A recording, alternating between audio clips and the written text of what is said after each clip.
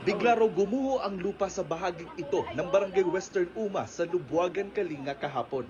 Dalawa ang patay, isa ang sugatan at may dalawa pang nawawala. Sabi ng Lubuagan Municipal Information Office, pinuntahan ng mga biktima kahapon ng isang bahay na nasira sa kasagsagan ng bagyo. Pero habang nasa bahay sila, biglang may gumuhong malaking bahagi ng lupa. Kinilala ng LGU ang mga nasawi na sina Aki Magwin at Eric Magwin, 45 years old, magsasaka. Nawawala naman sina Redento Tinio, isang barangay kagawad, at si Ricardo Magwin. Sabi ng lokal na pamahalaan, magsasagawa sila ng search and rescue operations para mahanap ang mga nawawala.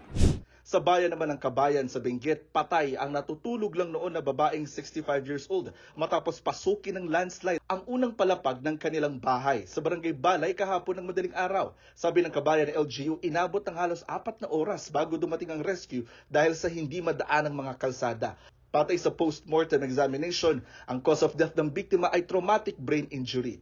Sa bayan naman ng Tinok sa Ifugao, isa rin ang patay matapos matabunan ng lupa at pine tree ang tinitirhan niya habang siya natutulog gabi nitong linggo, kasagsagan ng super bagyong Uwan.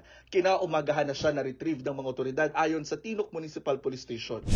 Sa Barlig Mountain Province naman, lumubog na ang bahay na ito. Natabunan naman ng landslide ang rice terraces doon. Sabi ng Barlig LGU, isang senior citizen ang nasawi roon matapos matabunan ng putik ang kanilang bahay sa barangay Latang kahapon ng madaling araw. Nakaligtas naman pero sugatan ng dalawa pa niyang kasama sa bahay na nirescue ng bayanihan ng mga taga roon. Sa Baguio City, walang casualty. Ang naging pinsala lang ay mga nagtumbahang pine tree at poste ng kuryente, kaya nawalan ng kuryente kahapon ang halos buong lungsod ng Baguio. Butit may alok na free charging station sa City Hall, Baguio Convention Center at pati sa mga hotel. Nagulat kami na minimal lang ang impact sa amin.